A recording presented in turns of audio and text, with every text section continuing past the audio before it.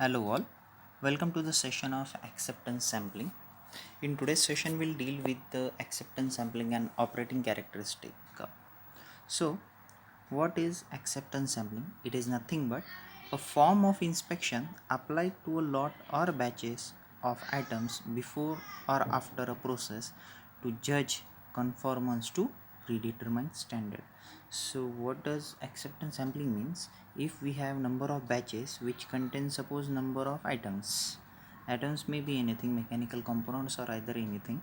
So what we have to do, you have to inspect some of the items from this. So the process of inspection of this sum of the items and to confirm the predetermined standard is nothing but acceptance sampling. Now what is the use of acceptance sampling? So it is very useful when first one, large number of items must be processed in a short amount of time. Obviously, so large number of items can be processed within a short period of time by sampling process. Next one is the cost of defectives is low.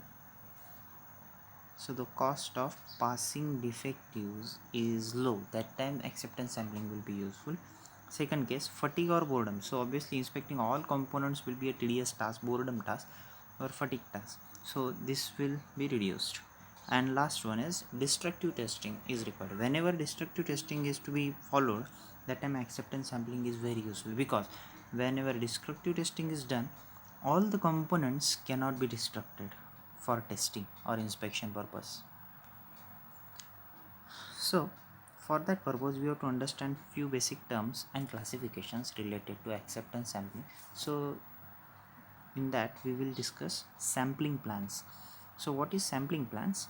Sampling plans is nothing but it specifies a lot size, sample size, number of samples, acceptance rejection criteria. So what does this sampling plan involves? It involves first one, attribute sampling plan, and second one, variable sampling plan.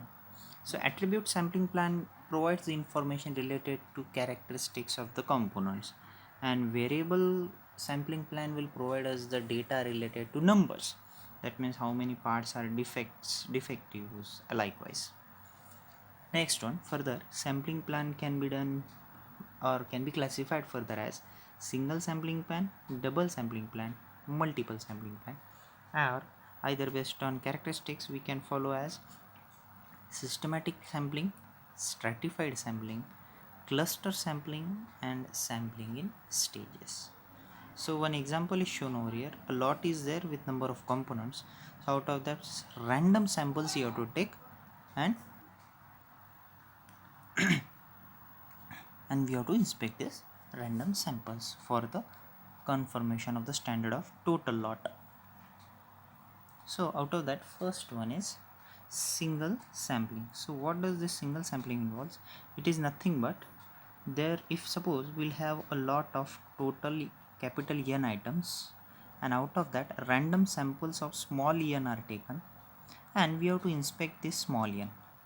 So after inspecting the small n, when we'll get that all the components including in the small n are good in condition. So example shown over here, that is all the samples over here are either, second condition is if the number of defective exceeds a specified region number or rejection number. What does it means? So we have to decide a range. So suppose 100 components are over here and 5 components are taken as small n. So small n 5, which will indicate small n, and out of that 4 is our criteria for rejection. We call this as cutoff range. So this 4 will indicate that out of 5 components, if 4 are good in condition, the lot will be accepted, and either less than 4 will be rejected. So this will decide the criteria. So this process is done one time, so we call this as a single sampling plan. Next one we have is double sampling plan. In this process, same thing we have to follow, that is from a lot size you have to select random samples and you have to inspect it. But at the same time, if we are not reaching to our cutoff mark, so for that cutoff mark will be decided likewise. Lower cutoff region or either lower level of defectives, and second range will decide it as upper level of defectives. So both will be our boundaries, and out of that total will be our combination of double sampling. So what exactly it is? Initially, first random samples from this total lot we have to take. So we will decide for cutoff level or lower cutoff level. If the decided components or levels are good, then the lot will be accepted. If it exceeds the limit, then we have a second chance of taking a random sample over here, this one. So random second sample we can have. So this is the double sampling. So we can take the second sample and then we can check, and the total defectives will decide whether the lot should be accepted or rejected. So that will be decided by total combination CT. This is about the double sampling plan.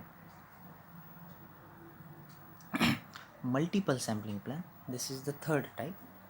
So in multiple sampling plan is similar to double sampling plan, just what is varying, in this method we can go for successive trials, each of which has acceptance, rejection and inconclusive option. That means instead of double, 3 or 4 times we can go for sampling.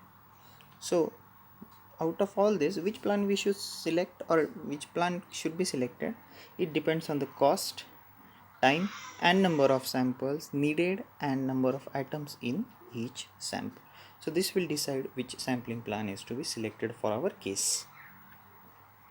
So out of this, what will be our advantage over here is purposes to determine the quality level, and second case is ensure quality which is within the predetermined level. Next thing, what are the advantages and disadvantages? Advantages, it will be economical, obviously. It will be less handling, damage will be created, few inspectors be required, upgrading of inspection job.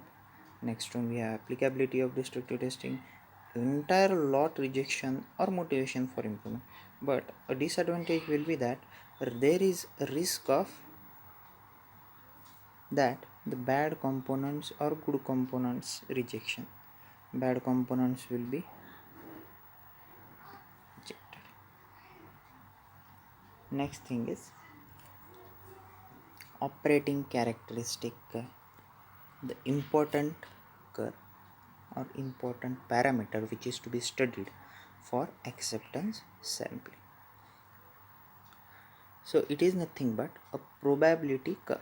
So what is OC curve? It is nothing but a probability curve, this one, which provide us the data related to probability of acceptance with respect to percent defectives. So what will indicate? Suppose on y-axis we consider probability of accepting components after inspection, and over here, that is on y-axis, we have percent defectives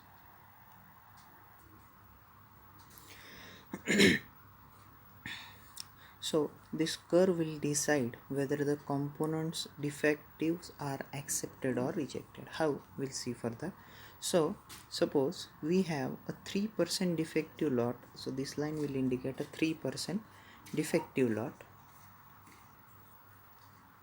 Suppose this is the 3% defective lot. So what will be the probability of acceptance? It will be 90%. How?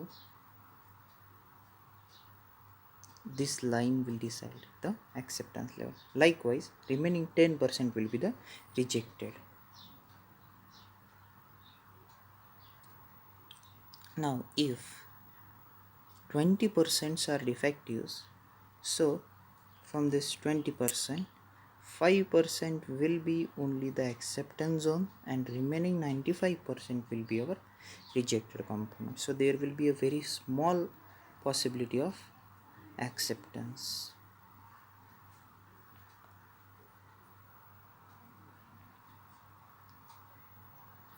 So under this sampling plan, what is the probability of accepting a 5% lot?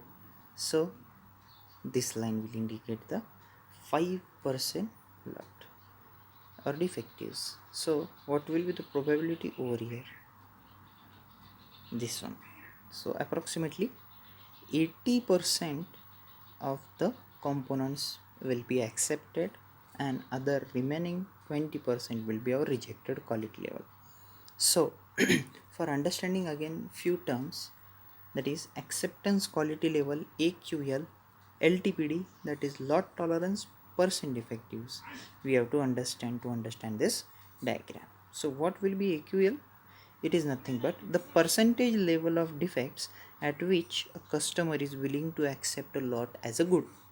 So our level which decides the acceptance is nothing but a AQL line, whereas the upper limit of the percentage of defectives that a customer is willing to accept, that means obviously the sum of the defectives which our customer is ready to accept. Likewise, so the probability of unacceptable lot, that is above LTPD, will be our rejected lot, and if from that the components are accepted, that will be consumer risk, and if producer risk will be that the probability of a good component will be rejected. How? This line is our, suppose example, less than 5%, suppose 4%.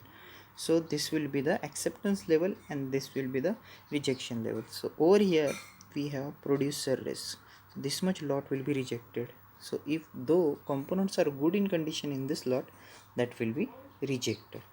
Likewise, we have consumer risk, suppose 50% of components are defective, so only small percent, we can say 10 to 20% of components are accepted. But if component which are rejected in this zone, but if they are accepted, that will be our consumer risk. Next thing, we have to understand average outgoing quality. Now what it is? The result of acceptance sampling is assuming rejected lots are 100% inspected. We are assuming that all components are inspected. Is that level of inspection which automatically adjusts to the quality of lot being inspected. How? So the average of rejected lots in the sense we will have 100% inspection, and accepted lots, a sample of atoms are inspected. So its ratio will be nothing but the average outgoing quality. How?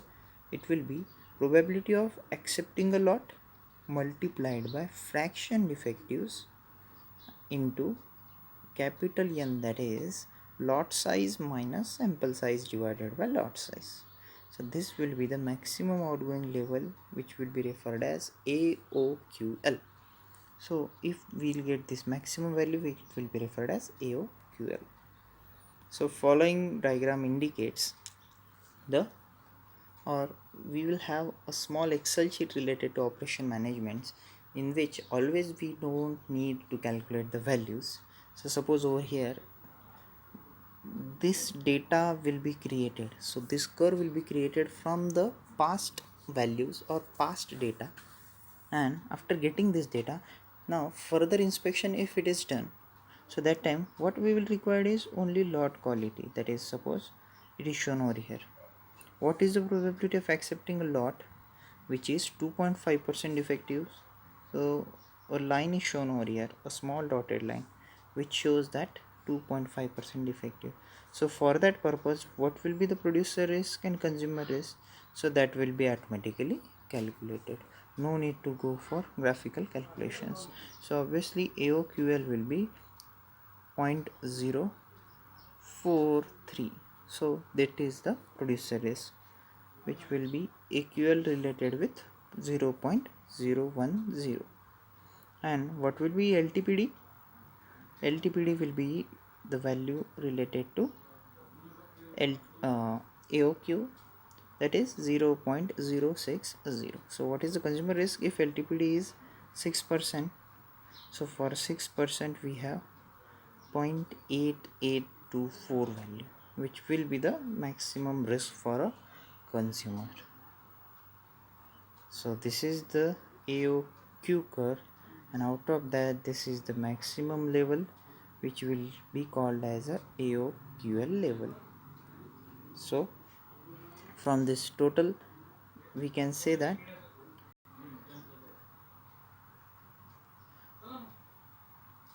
acceptance sampling will be very much useful for inspection purpose in a small lots instead of 100% inspecting. So thank you for this session. We'll gonna again go for our continued session. Thank you.